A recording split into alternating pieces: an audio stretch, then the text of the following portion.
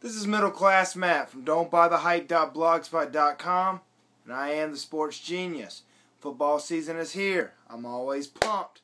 I am genuinely, internally happy as a person now that football season is here. Tonight I watched my Carolina Panthers.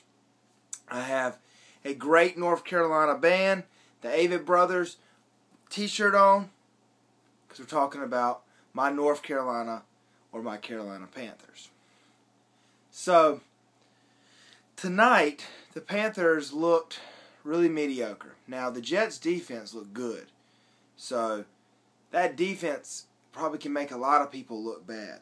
And still, the Panthers are going to be running a very vanilla offense. They did the same thing last year. They don't want to tip their hand to anybody and let them know what they're doing. The Jets are doing kind of the same thing tonight. They have practiced the Wildcat and have things with Tebow, and they haven't unveiled those either. A lot of people don't think that's going to really matter anyway. But with the Panthers, they didn't look good. I'm not sure that Cam's going to have the season he did. I've always thought he's going to have a sophomore slump. Now, I don't think he's going to fall to pieces and Will's going to fall off. I picked the Panthers to go 9-7. But the kind of expectations people have for him, I just don't see that happening. Tonight he was 6 of 15 for 60 yards. He did throw a touchdown, which was good. But that, even in a vanilla offense, isn't good. It just isn't good. And people are watching Cam. Everybody's talking about this. This is me. Sometimes I point out things as Middle Class Matt that the media will not talk about. This is something everyone's talking about. They're going to study Cam. Cam struggled his last 8 games last year. People studied him, figured him out, and he's going to have to really step his game up. Now, with that said, he's a beast out there. I mean, just a remarkable athlete. To watch him play is just a thing of beauty. But do I think he's the next elite quarterback? I'm not sold on it yet. I'm not buying that hype yet. I mean, the ball, though, explodes out of his hand. I mean, they talked about how quick his release was. These other guys probably have good mechanics. With him, it's just like unnatural. Right out of his hands. And then the way that people can't take him out, he was stumbling and guys were hitting him and dragging him and he just fell for a first down, it seems like. And the way he moves in the pocket and how big he is. He's got offensive linemen that are supposed to be 6'6". He looks taller than they are. I mean, he looks huge out there. He looks like a giant.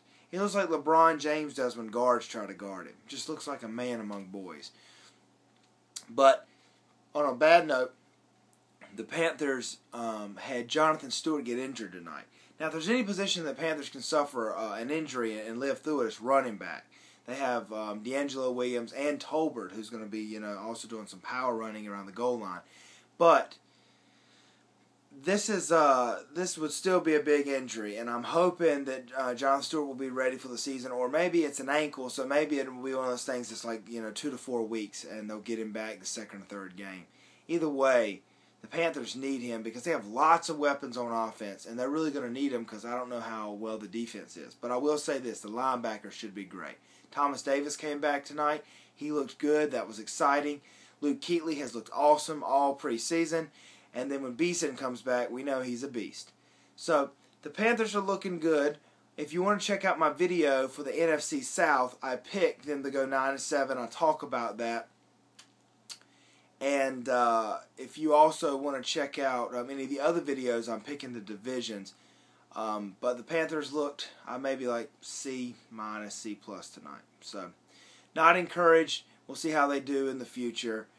This is Middle Class Matt from Don't Buy the Hype. I'll see you next time.